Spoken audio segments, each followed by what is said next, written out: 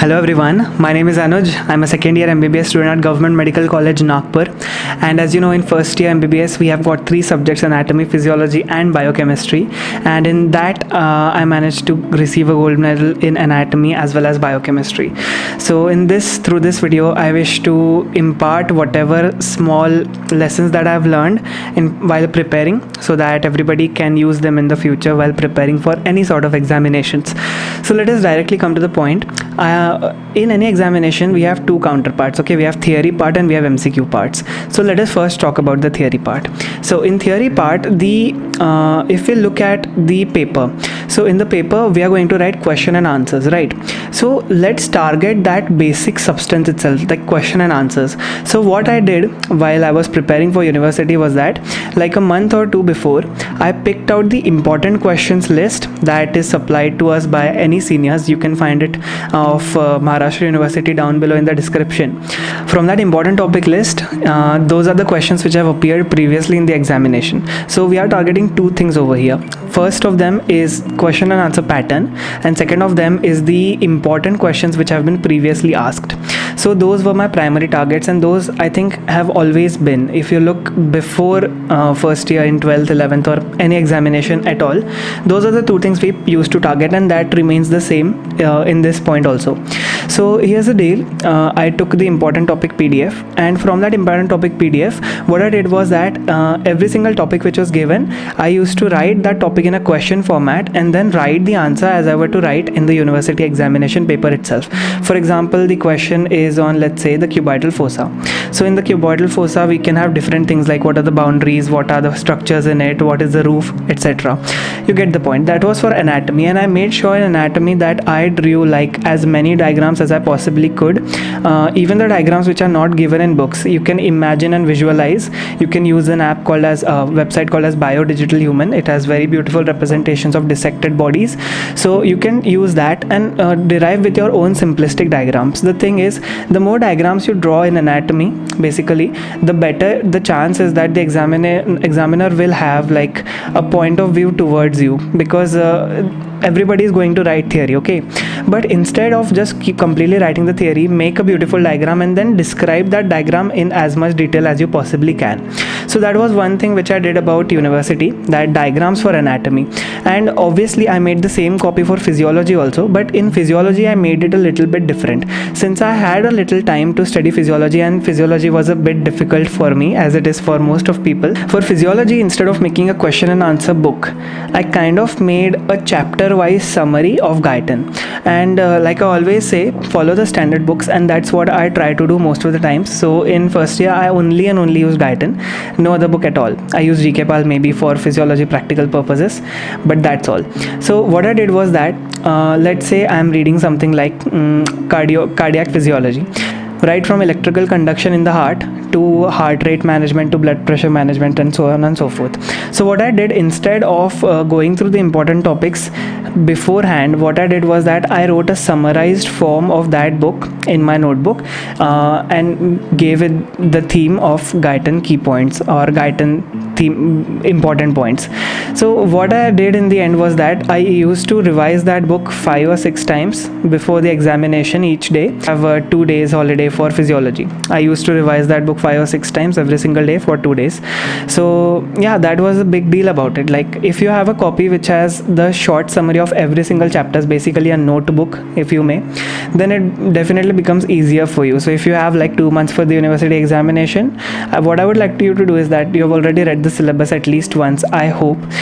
So just go through those big books and try to make some notes which will be presentable as it is in the examination. So not the notes which you are making for yourself, but those notes which you are actually making so that it will be helpful for you to write in the examination.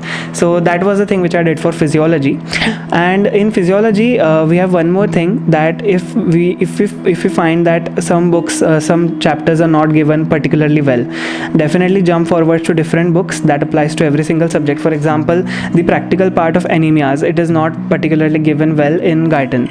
So instead of reading anemias from there, I read it from Robbins in first year itself.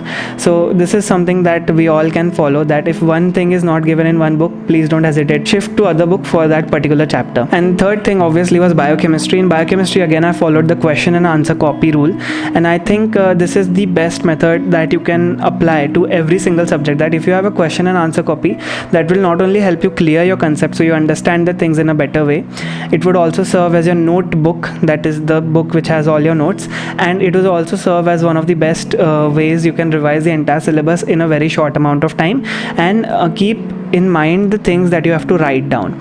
So my first point in general was making a question and answer book. I feel like it helps everybody, and I think it will help you too. The next point I noticed is that many people skipped the small topics. They did not really pay attention to the small topics, so in the end those small topics gather up to become big topics. For example, I've seen that many people don't pay attention to embryology or histology as much as they should, and similar to general anatomy.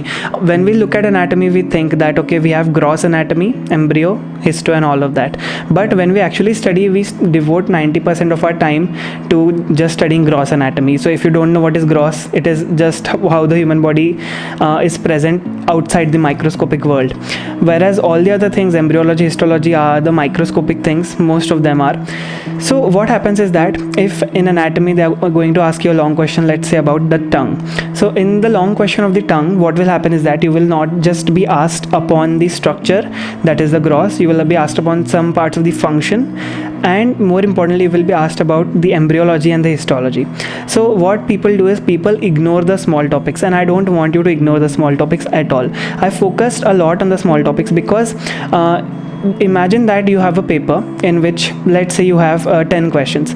Out of those 10 questions, if 7 questions are from gross anatomy, then 3 will be from the other topics, and gross anatomy is this big. Okay, so gross anatomy is this big, and the questions arising from that will be only 7, whereas embryology, histology is only this much, and the questions arising from them will be 3. So the question density definitely becomes more in the small topics, so don't ignore that. One more example is if you're reading physiology, then people try to ignore the general physiology which is given in the start of the guidance. So basically there are like 4 or 5 questions which are just completely attached to general physiology. For example, counter transport and co-transport, then we have resting membrane potential, action potential. So all of these are very small topics which are usually asked, but people ignore that. So that was the second point, that do not ignore small topics because they pile up to become big ones. Okay, the third point is very obvious, it is multiple revisions. So I really wish that all of the viewers who are watching this for any purpose, I hope that your examinations are like 1 month apart, so that you can revise the syllabus entirely in that 1 month, and if not, then it's completely all right. The next point here is multiple revisions. So multiple revisions, as it means, you have to read and reread and explain, re-explain. All the study techniques that you can possibly apply should be applied in this phase. For example, you have just read something, instead of forgetting it in the next few days, if you explain it to someone, then you are less likely to forget that topic in itself. So that is the thing, re-revision, multiple revisions, explanations, all of these things I did it in first year. For example, we used to discuss osteology a lot. Osteology is a completely viva part. It is the study of bones. So they ask us, okay, this is humerus, can you tell us what are the attachments for the nerves passing? So that is osteology. So basically what I did was that we had this small group, we used to come together at my place, and we used to discuss the bones and the different things, and I used to discuss it with my friend and quiz partner Abhijit. So it was a very friendly discussion, and both the parties gain equally out of it. And I'd like to point one more thing over here, is that many people in this MBBS sector, they ask me ki, how are you so open about all your studies and about everything? My answer to that is, nobody is my competition here. Okay, so even if I reveal ki whatever the resources I am using, it won't matter if somebody else comes first watching my techniques. It's completely alright, because from the start and the end, the only competition that I have is myself, and till the point that I am getting better, I have no problem revealing anything at all. So that's the thing, and that's what you should aim for, that there should be a healthy competition. It should not be very like neck to neck key. If I don't get one more mark better than him, then I will be deemed as a failure or a second or third. It does not matter at this point, okay? And it won't matter ever. Nobody asks you how much marks you scored in university. Even nobody cares about how much marks you scored in NEET PG or NEET UG in the end result. So that's the thing, that if you're hesitating to make friendship based upon discussions of education materials, then you are probably wrong. You should not do that. Make friendships which are stronger and which grow with both of you, okay? So maybe in the first five times you will have to explain a topic to them, but the next 3 or 4 times they will explain the topic to you. So be in a friendly atmosphere and do not give up discussion. So yeah, that was the third point about multiple revisions.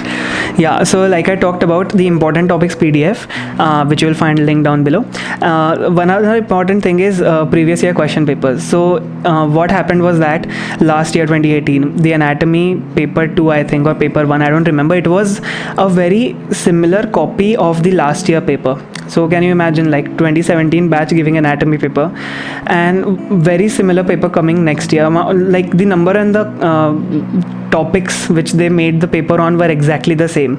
So if you were to look at previous year papers, that would definitely decrease the chance that any surprise things would come up, because every single time they are recycling questions. There is no new thing that they're going to ask you, and if they have asked you a new thing, you are probably wrong. They have picked it up from back, because the teachers who are setting up the paper have studied the same thing, and the important topics will remain the same no matter what. So yeah, that's the thing. Look at previous year question papers whenever you get the time, and that is what I did, and I think that's one of the major contributions that I was able to get to the position that I am here right now. My last point is about the resources which I used. So there are 2 resources, physical and digital. In physical, it encompasses all the different books that we have used. I've entirely made a video about it that you guys know about. So if you want to, you can check that part out. It has a list of every single book that I used in first year, and I hope that's really helpful for you if you are just entering first year itself. And talking about the digital resources, like I told you, there's a site called as Biodigital Human. So that site basically has like a virtual human body which you can peel off layer by layer with clicks. So if you have like a mobile phone or a PC or tablet or anything, you can just look over that site, and that site will give you a virtual overview of the dissection. And as you know, anatomy is a very vast subject, and dissection is one of the ways we can remember it very nicely. So Biodigital Human, and second one is Marrow, and obviously everybody knows about this. Marrow, at the time when I was in first year, I actually had Marrow Plan B. So Plan B actually means that you get, I think, question banks as well as test series. So what I used to do was that, of course, it was for the 19 subjects. I did not know anything. I just bought it because because I wanted to buy it anyway. So what I basically did was that again, I solved a lot of questions. Okay, solving of questions does not only just help us in MCQs, but also in theory parts. For example, if I'm solving a question on anatomy, and this is a very nice example. In anatomy, what happened was that there is a question about the spaces of the pharynx. So there is a superior constrictor, base of the skull, middle and inferior constrictor, and there are some structures which pass through the gaps between this. So what happened was that I was once solving an MCQ in Marrow. So what happened was that in that MCQ I got it completely wrong. I confused a few of them. Anyways, the explanation which is given after the MCQ is much more important. So I just read that explanation and I memorized it, and then I completely forgot about it. But in the same in the paper, when the question appeared about the different constrictors and what are the structures passing through in my prelim examinations, it became much easier for me, because now I knew very well what the explanation was. So yeah, that was all about the theory parts. Now let us move on to MCQs. People don't realize how important MCQs are, because they give you direct marks, okay, in very short amount of time. Because in theory you will be fighting for 1 or 2 marks, whereas in MCQs you can just tick 4 times and you will probably get 1 or 2 marks right away. So focus a lot on MCQs as well as on theory. Don't give up MCQs. They are also one of the most important things that will determine what place you stand at. So to solve MCQs, my first point is use review books. So review books are those books which are made to be used for MCQ solving. So the 3 review books which I use in first year, and I get questions about this still, is first one of them is Arvind Arora sir's book upon short subjects. So it had anatomy plus forensic medicine at that time. The second one is Krishna Kumar sir's book for physiology, and third one is Rebecca James ma'am's book for biochemistry. So these are the 3 books which I use, and these are phenomenal books. Like the content which they have explained, it is very, very nice. So, yeah, if you ask me that can I pass my university examinations just by reading review books, I can say that you can more than pass your university. You can actually top them by just reading review books. But the fact that we read standard books is that because they give us much more detailed knowledge. Okay, so yeah, that's the thing about review books. My first point. Okay, my second point is again about Marrow. So Marrow is again for NEET PG itself or any other examinations. The thing I want to point out here is that I did not use it much for videos in first year, obviously, because I did not have the plan. But in second year I've been using it extensively for videos. So what I've noticed is that the questions which are given at the back of the review books, these are basically MCQs, have gotten much easier after I've watched a few videos. And one more thing I'd like to point out is that about a month ago I wanted to revise physiology. So instead of just going over Krishna Kumar sir's book, I actually went over and saw his videos. So the person whose book you're reading, you can see his videos. That's, I think, amazing. So the reason why I'm stressing about Marrow and not other resources which I have, because I have personally used it, and if I were to have used some other resources, then I would definitely talk about this on a channel. And all of this, of course, is #opinion, so don't bite me for that. Everybody is entitled to their own opinions. My third point again is the internet, and if you have internet, you sort of have this very big world that you can just hold on and capture. You can just go on and type MCQs based on superior extremity, or MCQs based on inferior extremity or thorax, or on like cardiology and physiology. So you can use those MCQs which have already been put up on the internet on different sites, random sites, and that would really help you out. You can also try the app called as Anki, and Anki, as you may or may not know, is a flashcard app. What it does basically is that all the things which you feel like you can forget easily, those things it converts into flashcards, so that the more you review it, the better memory it encodes. So yeah, that was the thing that about internet. Basically what I want you to know is that the more you expand outside books, the better chances you have at grabbing the thing that you are really going for. For example, if you really want that gold medal, just don't stay in that book wala zone. Just look outside the books and see how many resources are actually available. So yeah, that was the thing about the internet. And the next point is quizzes. So if you are in first year, unluckily right now I don't think many quizzes will be conducted. So what I did, but any batch watching after 2019 or 2020 batch is very lucky, because the quizzes I hope will be conducted in the future. And what quizzes are is basically different colleges come together and they compete for each other for any particular. So yeah, I participated in both the quizzes, anatomy as well as biochemistry, in both of the and in both of the quizzes we actually managed to be at some position. In anatomy we were at the topmost, and in biochemistry we were at second or third, I don't really remember now. So yeah, that's the thing. The more quizzes you participate in, the more you're forced to go deep into the subject, and the more deeper you will go, the better your MCQ solving skills will be. So the end point is that participate in all academic events that you can, hosting a quiz or maybe doing participating in a quiz, because those add immense value to everybody's lives. So yeah, that's how theory is done, and that's how MCQs is done. And the last part that I want to talk about here is actually vivas. So vivas are those oral examinations which everybody is afraid of, and I don't really understand what is the reason that people are afraid. It's just like you're explaining a topic to somebody, but that somebody is somebody you respect and somebody you love, that is your teacher. So yeah, there's not much things that you need to be worried about in viva, but the points that you need to know over here is that ask the seniors, the people above your ears, that what a teacher wants to ask in a viva, because I have seen it happens is that some teachers go towards some topics and some teachers like to go towards other topics. So if a senior has experienced it, you should probably talk to like 5 or 10 of them, so you get a better idea ki what are the things that you should prepare for. The second thing is be clear with your clinical concepts, because teachers like to go and run towards clinical concepts. They won't ask you ki what are the branches of the dorsalis pedis. They will ask you to palpate it. So that's the thing, that know your clinical concepts very well, and if you know your clinical concepts very well, then the other person will be very happy about it. Like I can give you an example. When I was in first year, again obviously, so I was asked about what is achalasia cardia. So of course that's not the topic of first year. I was on the esophagus topic, so sir asked me what is achalasia. So achalasia is basically what happens when the lower esophageal sphincter is very it has increased tone due to any reason. So food accumulates here, so that leads to the increase in size of the esophagus. So that's the clinical aspect. They did not ask me ki what are the different parts and different layers of the esophagus. They asked me what is achalasia cardia. So yeah, that's the thing. Be clear with clinical concepts. Every single clinical concept that you're going to find is probably worth remembering at in any point. And we've got a new series coming, Story Time, and in Story Time you will get to hear a very beautiful story about how one clinical concept changed the entire way we were looking at in anatomy. Okay, next thing is whenever you're giving vivas, what I usually do is, I'm not an expert right now, but this is the thing that I've been practicing right now, is that I answer only the things that I know. If I don't know a thing, I could just say sorry, or maybe try it if I have a 90% probability that it may be right. So answer what you know, don't answer what you don't know. I don't think people love that when you are faking the answers. So yeah, just those are the few things which I did to approach anything. And this just is not about first year, this is about any examinations ever.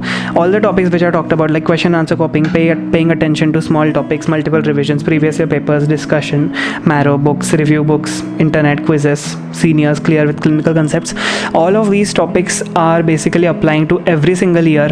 And I think it applies to every single year of your life, basically, if you are in 11th, 12th, or if you are let's say in second year and first year. So all of these things are pretty important.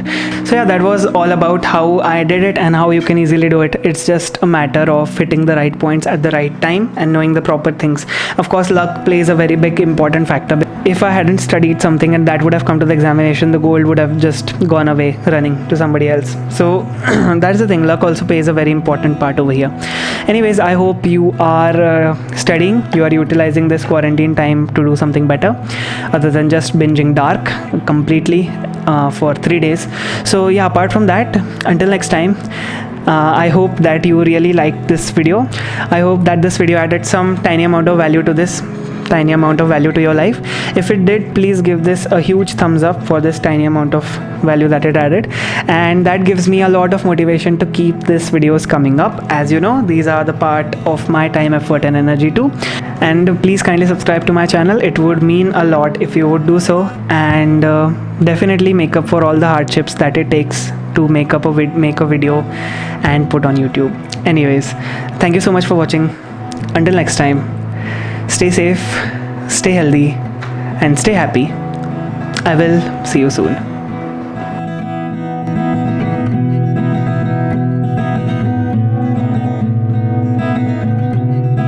So I don't know what was the length, 29 minutes. Okay, I'm sorry I had to sit through all of that. And I hope you like this new background, the gradient which is going behind. This is different for every college, otherwise I would have told you ki okay, if this teacher comes, then you have to say this and this, cutting this out.